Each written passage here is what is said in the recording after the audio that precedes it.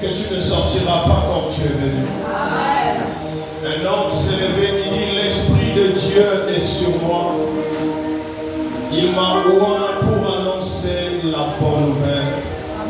Et ce soir, je voudrais te dire que le Saint-Esprit est sur moi. Et il m'a mandaté de t'annoncer une bonne nouvelle ce soir.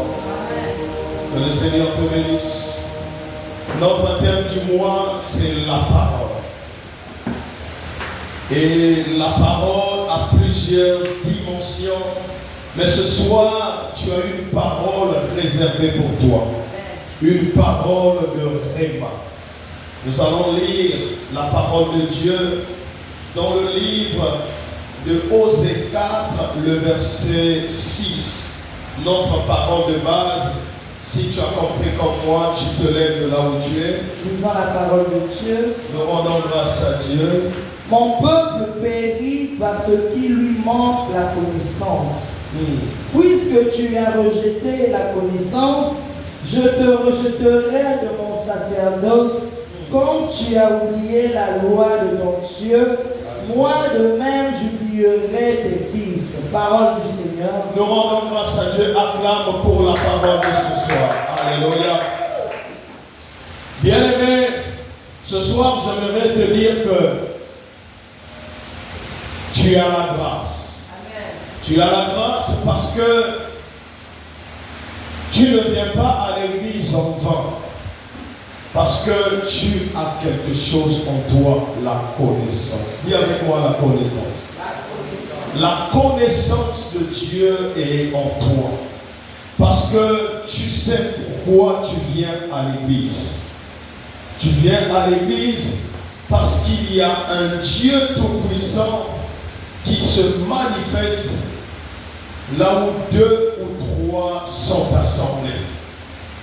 Tu viens à l'église parce que la Bible nous dit qu'en ce temps, quand ils se rassemblaient, la parole était prêchée et il y avait la manifestation du Saint-Esprit.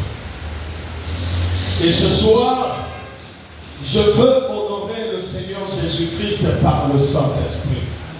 Et quand Jésus-Christ est honoré, nous trouvons notre solution avec Jésus. Ce soir, je vais parler aux gens qui pensent qu'ils sont à la fin. Je vais parler aux gens qui pensent qu'ils sont abandonnés. Je vais parler aux gens qui ont oublié, n'est-ce pas, la parole que Dieu a déversée dans leur vie. Alléluia. Et ce soir, je vais parler de notre sous-thème. Notre thème, c'est la parole, mais je vais parler de la puissance de la parole d'alliance. Puisque nous sommes jeudi, la puissance de la parole d'alliance. Il y a l'alliance entre Dieu et l'homme. Et il y a l'alliance entre l'homme et le diable. Et il y a l'alliance entre l'homme et homme par Dieu. Il y a l'alliance entre Dieu et les hommes, l'alliance entre l'homme et le diable. Il y a l'alliance entre hommes par Dieu l'Éternel. Alléluia. Et sans plus tarder, nous allons lire la parole de Dieu dans le livre de 2 Samuel 9, le verset 1 à 13. 2 Samuel 9, le verset 1 à 13. Sois connecté à la parole de ce soir et tu seras béni.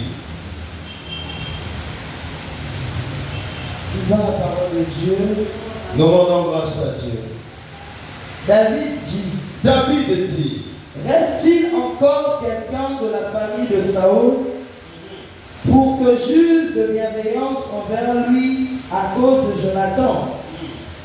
Il y avait un serviteur de la maison de Saül nommé Tiba, que l'on fit venir auprès de David. Le roi lui dit, es-tu Tiba? Et il répondit, je le suis, moi, ton serviteur. Le roi dit, n'y a-t-il plus personne de la famille de Saül pour que j'use envers lui de la bienveillance de Dieu? Et Tiba répondit au roi, il y a encore un fils de Jonathan, perclus des pieds. Le roi lui dit, où est-il? Et Tiba répondit au roi, il est dans la maison de Makir, fils de Amiel à Lodébar. Le roi David l'envoya chercher dans la maison de Makir, fils de Amiel à Lodébar. Et Méphibosheth, fils de Jonathan, fils de Saül, vint auprès de David, tomba face contre terre et se prosterna. David dit, Méphibosheth, il répondit, voici ton serviteur. David lui dit, sois sans crainte, pour sûr, je vais user de bienveillance envers toi à cause de ton père Jonathan. Je te rendrai toutes les terres de ton père Saül, et tu mangeras toujours à ma table. Il se prosterna et dit, quel est ton serviteur pour que tu te tournes vers un chien mort tel que moi? Le roi appela Tiba, serviteur de Saül, et lui dit, je donne au fils de ton Seigneur tout ce qui appartenait à Saül et à toute sa famille. Tu cultiveras le sol pour lui, toi, tes fils et tes serviteurs, et tu rentreras les récoltes afin que le fils de ton Seigneur ait du pain à manger. Et Méphibosheth, fils de ton Seigneur, mangera en permanence à ma table. Or, Tiba avait 15 fils et 20 serviteurs. Tiba dit au roi, ton serviteur fera tout ce que le roi, mon Seigneur, ordonne à ses serviteurs.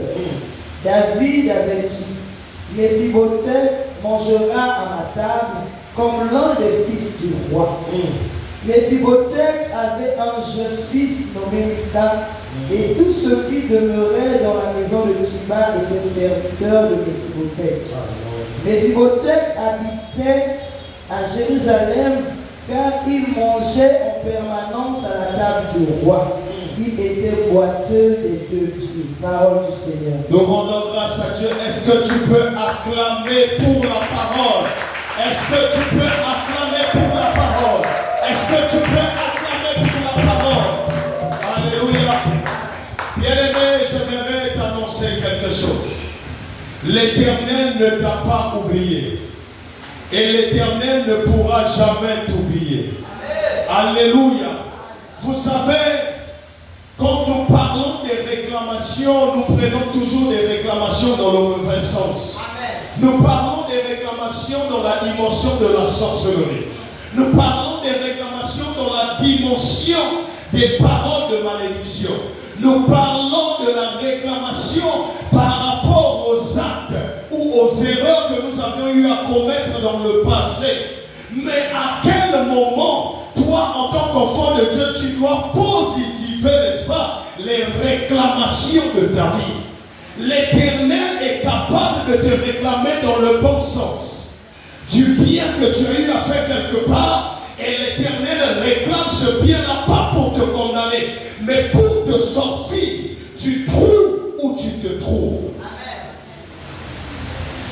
Il y a l'histoire de David et un homme appelé Jonathan. Jonathan est le fils de Saül.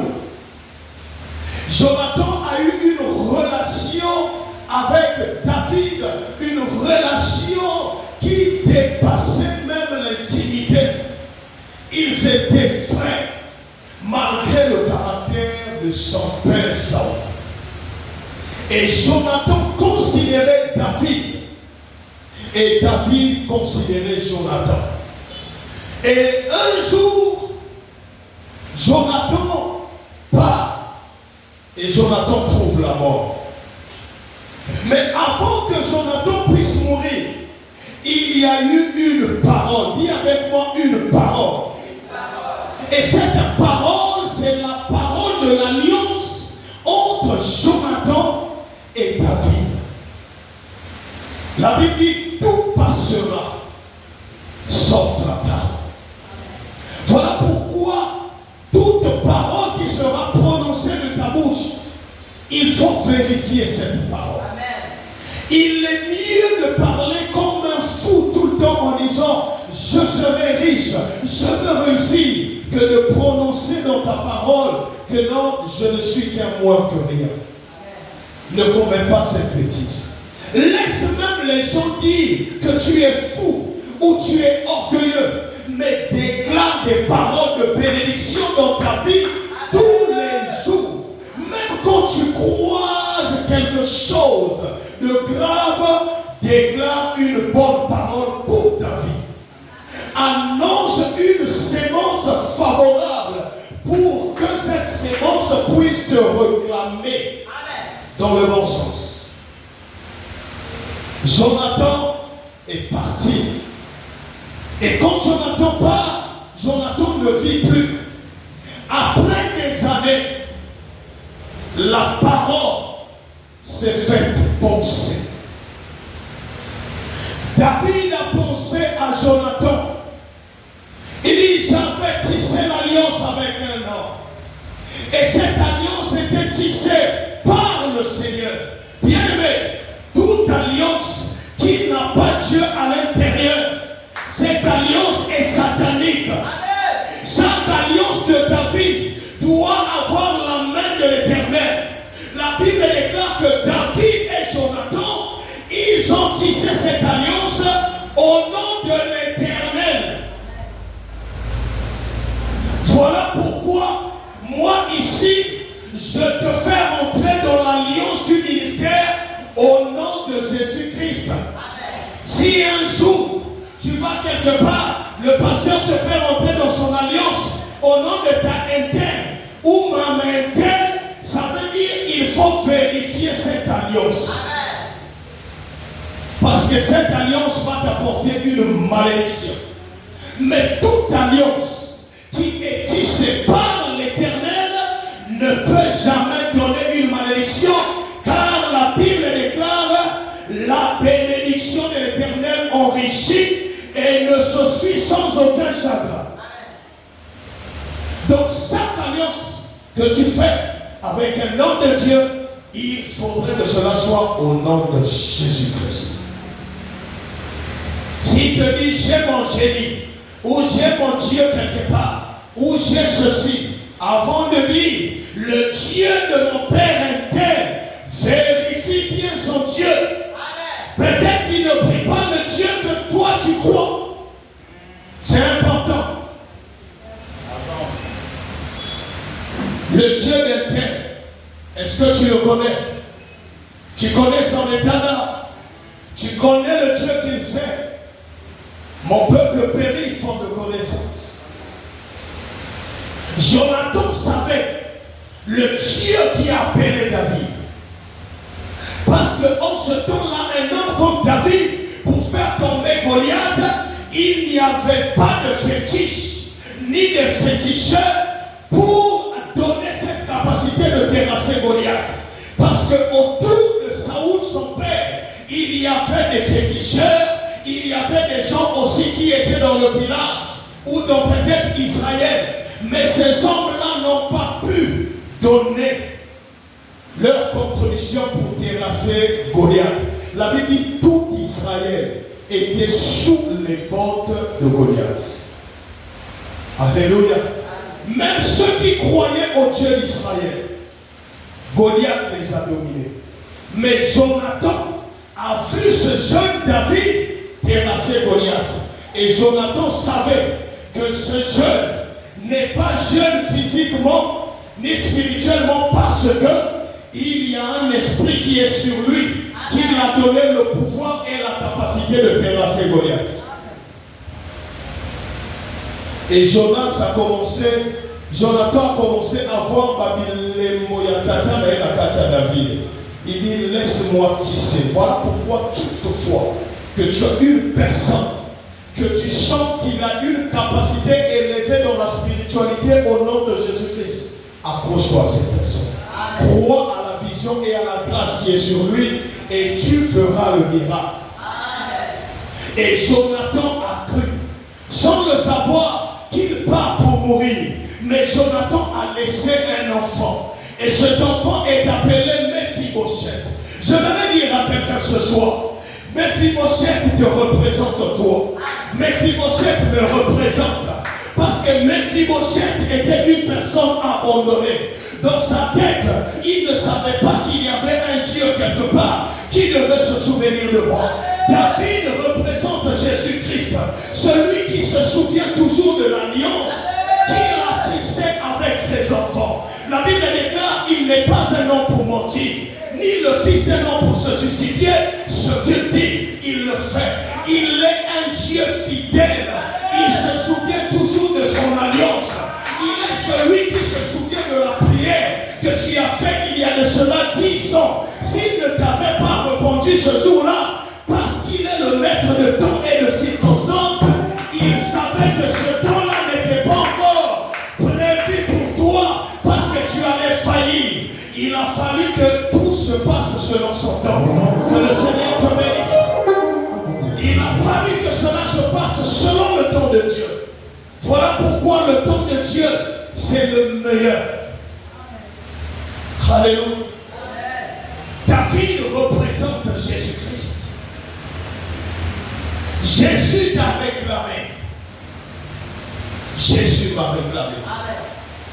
Il est resté pendant un temps. Il a compris que le premier Adam a failli. Et il a commencé à te réclamer. Il dit, comment est-ce que je veux faire pour racheter mon fils perdu qui va vers la perdition? Comment est-ce que je veux faire pour donner l'autorité à Perfi qui est mon fils de Mephibosheth pour qu'il domine? Comment je veux restituer le pouvoir de Perfi pour qu'il dirige la terre laissée par son grand-père? Ce n'est que par un seul moyen, c'est la résurrection et la mort sur la croix. Et Christ est venu comme David. Il a posé la question, y a-t-il quelqu'un dans la maison de Saoul pour que je lui fasse du bien? Parce que Christ se souvient toujours de tes bienfaits. L'homme regarde les 90%, il met à côté. Les 10% du mal, c'est ce qu'il prend, il garde. Mais j'aimerais dire à quelqu'un que nous prions un Dieu qui n'est pas rancunier. Un Dieu qui est capable de prendre les 99% de ton mal, de ton péché, le jeter juste pour 1% de ton alliance avec lui. Qui était Mephibosheth? Mephibosheth était une personne non valide. En ce temps-là, en Israël, il ne pouvait pas rentrer dans la maison du roi parce qu'il était déclaré impur. Mais Mephibosheth qui était à côté, oubliez, quand on pose la question, la personne précise que Mephibosheth est resté même. Il ne peut pas marcher. Ça aurait été toi et moi. On devait dire, laissez-le seulement là-bas, qu'on envoie des provisions et qu'il mange. Mais le Christ, dans son amour, comme David, il fait appel à Mephibosheth, qui était appelé une personne mise à part. Il appelle Mephibosheth. Il savait que Mephibosheth n'avait pas de pieds, mais il lui fait appel. Il dit, je sais que tu n'as pas de pieds, mais ce qui est sûr, je vais t'envoyer des anges qui vont te soulever, qui vont te ramener vers moi afin que tu reçoives la grâce. Et David est appelé qui dans la Bible? L'homme selon le cœur de Dieu. Pourquoi David est appelé l'homme selon le cœur de Dieu? Parce que identiques aux réactions de l'Éternel. Je ne parle pas des défauts de David, mais je parle des réactions de David, des actions de David. David, c'était une personne qui pouvait, n'est-ce pas, comprendre la douleur. Pas parce qu'il était roi, mais parce qu'il se faisait comme un être humain. Voilà pourquoi David pouvait danser pour l'Éternel en tant que roi ou un mandaté, rouler par terre. Et quand sa femme lui disait, il disait à sa femme, tu ne connais pas parce que tu n'as rien compris. David représente le Seigneur. Et toi, tu es Méphibosheth. Le Seigneur dit, dans sa fidélité, il renouvelle ses bontés. Dieu ne voit pas ton handicap. Il ne voit pas tes faiblesses. Il ne voit pas tes blocages. Mais il voit la promesse qu'il a mise en toi. Parce qu'il est le maître de temps et de circonstances. Il t'a certainement dit des choses. Peut-être qu'il ne se réalise pas encore. Mais j'aimerais te dire une chose. Peu importe le temps, cela s'accomplira. Elle s'accomplira toujours. Parce qu'il n'est pas un homme pour mentir. S'il y a une chose que l'Éternel ne résiste pas, c'est sa parole. Alléluia. Méphibosheth était surpris. J'annonce à quelqu'un ce soir, tu seras surpris des bienfaits de l'Éternel. Et oh, peut-être que dans tes pensées, tu penses à quelque chose. Mais ce qu'il va te faire, ça va dépasser ton entendement. Parce que l'homme aime recevoir ce qu'il veut. Mais le jour où Dieu lui donne ce qui est important pour sa vie, c'est là où il comprend. Je déclare sur toi que tu trouves ce que Dieu a prédestiné. Pas ce que tu veux, mais ce que Dieu a prédestiné pour ta vie. Que cela soit ainsi. Méphibosheth ne s'attendait pas. Méphibosheth n'était pas prêt. Il était chez lui là où il vivait, dans la maison de quelqu'un. Il n'était même pas locataire. Il vivait chez quelqu'un. Et cette personne prenait Méphibosheth pour un homme invalide. Peut-être que c'est le cas avec toi. Tu te retrouves quelque part où personne ne te respecte. Dans le milieu où tu es dans les relations, au niveau professionnel, personne ne te considère parce qu'il trouve en toi quelque chose. Il dit tu es invalide. Mais la bonne nouvelle, c'est que l'alliance ne se fait pas par un papier. L'alliance se fait par la parole. Or, la parole ne peut pas se voir devant les gens. Mais la parole qui ne se voit pas a la capacité de se manifester plus que ce que tu vois. La parole peut tuer, mais l'arme peut aussi tuer. L'arme, tu vois comment les balles sortent, mais la parole n'a pas de balle. Mais il tue plus que l'arme. La parole ne se fait pas voir, mais il guérit plus que les médicaments. Il y a des médicaments qui peuvent rentrer en toi, qui ne te donnent pas la guérison. Mais il y a des paroles. Quand cette parole sort, cette parole transperce, cette parole rentre, il touche l'âme, il touche l'esprit, il touche le corps. Et cette parole se manifeste. La Bible déclare, il se fait chair. La parole a une capacité inexplicable. Il ne se fait pas voir, mais il agit au-delà de ce que tu vois. La parole. Méphibosheth négligé. Personne ne calculait Méphibosheth. C'est comme toi aujourd'hui. Même toi-même, tu ne te calcules pas. Il y a des gens qui ne se calculent même pas eux-mêmes. Afin de penser, il n'a pas de pensée.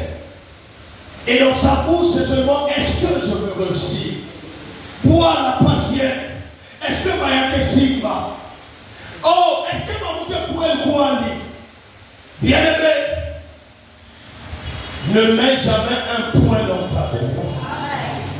Toutefois que tu parles, même quand tu parles de moi, mets toujours une virgule.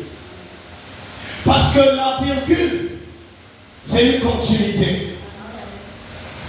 Alléluia.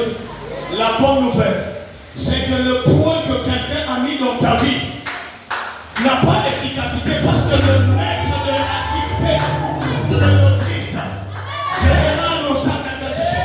Si les hommes de la terre ont mis des points dans ta vie, Dieu qui considère ta vie comme son propre livre n'a pas mis de point. Ça veut dire que le point là n'existe pas. Parce que le bic qui a été utilisé n'est pas le bic céleste. C'est un stylo terrestre. Or, pour que ce stylo-là puisse avoir d'efficacité, pour que ce point-là soit efficace, il faudrait que ce que tu lis sur la terre soit lié à les cieux. Ah, je vais dire à quelqu'un, puisque ce point n'a jamais été lié dans les cieux, c'est que ce point n'a pas de valeur, c'est que ce point dans ta vie n'existe pas. Ce n'est qu'une illusion que tu vois. Oui, je vais prononcer. Le plus grand point, c'est l'Éternel. Car il est écrit, ce n'est pas les morts qui t'adorent, mais c'est les vivants.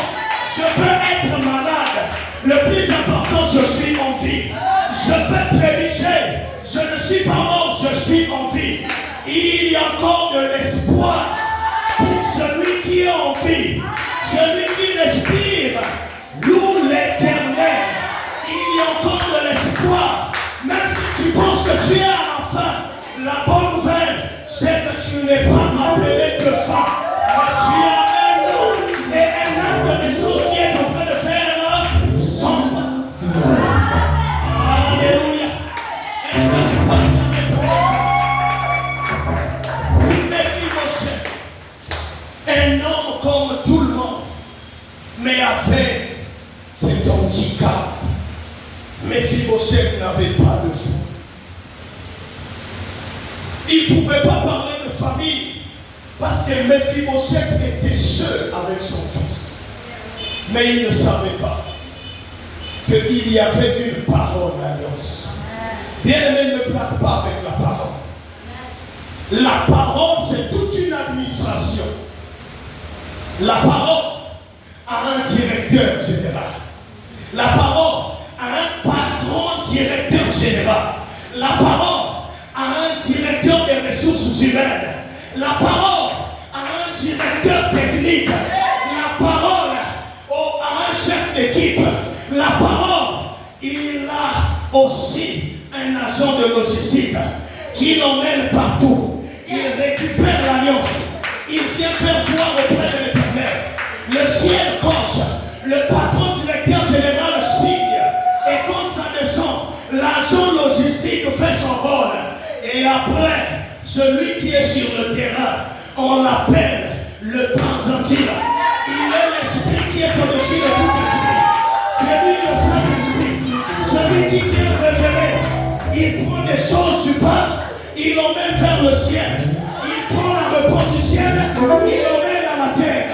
Il est celui qui fait la rotation. Il n'y a point de responsable logistique comme le Saint-Esprit.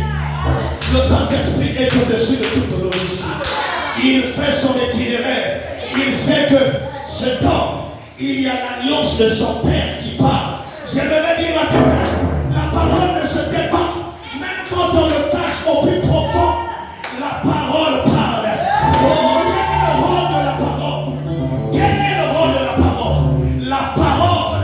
La parole ne peut pas se taire. Est-ce que quelqu'un peut parler et se taire? La parole est une lumière. Oh, la Bible nous dit, est-ce que quelqu'un peut allumer une lampe et le cacher sous la table ou le cacher sous sa chaise? Oh, même si tu le caches, la parole brille. La parole brille. La Bible dit qu'il y a un homme, il est né, la parole. Quand la parole est née, il a commencé à prier de là où il était. Et il a commencé à se relever. Lui qui était caché quelque part dans la maison où il ne devait pas être. La lumière augmente. La lumière monte. La lumière monte et la lumière se manifeste. Il devient étoile. Là, il commence à connecter le ciel et la terre. Il commence à connecter le ciel et la terre. Il y a des hommes quelque part. Ils étaient avertis. Ils disent, voilà l'étoile. Cette étoile n'est pas ordinaire. Cette étoile est extraordinaire. Parce que cette étoile est rentrée inaperçue. Mais quand il sort du ventre de Marie, il devient aperçu. Oh, c'est l'étoile. Les gens disent, allons voir cette étoile. Ils ont suivi l'étoile. Je vais te dire une chose. Toi aussi, tu es cette étoile. Peut-être que hier, c'était quelque part. Mais aujourd'hui, cette étoile qui s'est fait lumière est en train de monter petit à petit. Je vais t'annoncer que tu ne montes pas selon le temps des hommes, mais tu montes selon le temps de Dieu.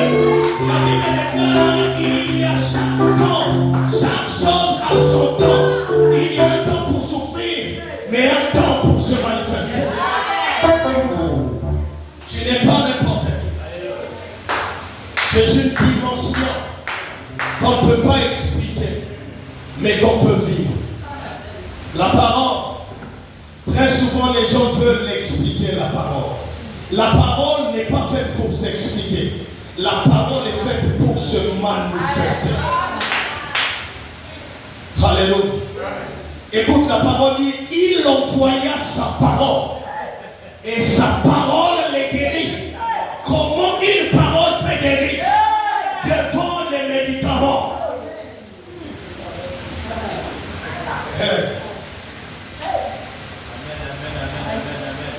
Est-ce que tu peux acclamer pour le Seigneur? Comment une parole peut guérir plus que les médicaments? Demande à Nicodème, il va te donner le témoignage. Nicodème part dans la nuit, mais Nicodème voit le chemin. Pourquoi Nicodème a vu le chemin dans la nuit? Mais parce que Nicodème partait vers la lumière. Si Nicodème ne sortait pas la nuit, parce que là où il partait, il y avait les ténèbres, il était obligé de se camoufler. Mais un jour, Nicodème dans sa maison, il a commencé à poser des questions. Chez nous, ici en Israël, on n'a pas le courant. Les lampes qu'on a, c'est des lampes lucioles. Mais comment cette lumière est en train de briller dans cette maison? C'est que je dois découvrir cette lumière. Et Nicodème s'approche, la lumière est claire. Nicodème s'approche, la lumière est claire. Quand tu viens à l'église, quand tu vas dans ta prière, quand tu cherches l'Éternel, tu avances vers la lumière. Là où il y avait le noir, la lumière rentre en contact avec ton sol. Et il t'ouvre, il te dit saute, parce que là il y a un trou. Il te dit marche, parce que la lumière t'éclaire. Maintenant, quand tu rentres dans la dimension, en disant que tu es aussi la lumière du monde, tu n'as plus besoin de souffrir. Parce que la lumière n'est plus en face de toi, mais la lumière est en toi. Ça veut dire que celui qui a la lumière n'a plus de capacité d'aller chercher. Il fonce et il avance. Parce qu'il a la lumière personnelle. Je déclare sur toi ce soir que la lumière de l'Éternel est sur toi. L'Éternel des armées ne t'a pas créé pour souffrir. Tu n'es pas dans les ténèbres, tu es dans la lumière. J'impose la guérison, j'impose le miracle, j'impose l'élévation au nom puissant de Jésus. Oui, j'impose la bonté. Aïe. Oh, que le Seigneur soit glorifié. Écoute, je voudrais t'annoncer une chose. Mephibosheth n'avait pas l'alliance avec David, mais c'est le père de David, de Mephibosheth, qui avait l'alliance avec David. Une chose est sûre, c'est qu'il faut comprendre. Mephibosheth est devenu héritier parce qu'il avait le lien des sangs. Or, Christ nous a rachetés sur la croix. Il a déversé de son sang. Et son ADN est devenu ton ADN. Et ton ADN n'est plus en vue parce qu'il y a l'ADN surnaturel qui te met sur l'ADN que tu as. Je vais dire à quelqu'un, s'il y a l'ADN surnaturel qui est suprême, ça veut dire que l'ADN qui est inférieur ne peut plus peser. Quelle que soit la malédiction, quelles que soient les réclamations de ta famille, je vais te dire ce soir, je m'en fous des réclamations, je m'en fous des liens de sang. Je t'annonce ce soir que le fait d'accepter le sang de Jésus, tu as changé de dimension. Si tes parents vécu la malédiction, tu ne vivras pas la malédiction. Si tes parents ont échoué, tu n'échoueras pas parce que tu es un arbre planté près d'un courant d'eau. Tout ce que tu fais au nom de Jésus réussit toujours. Je déclare que la réussite est ton portable. La réussite, c'est toi. Écoute, Deutéronome 7, le verset 9. Écoute cette parole. On a un Dieu merveilleux. Un Dieu qui n'est pas hypocrite. Un Dieu qui n'oublie pas. Ce qu'il dit, il le fait.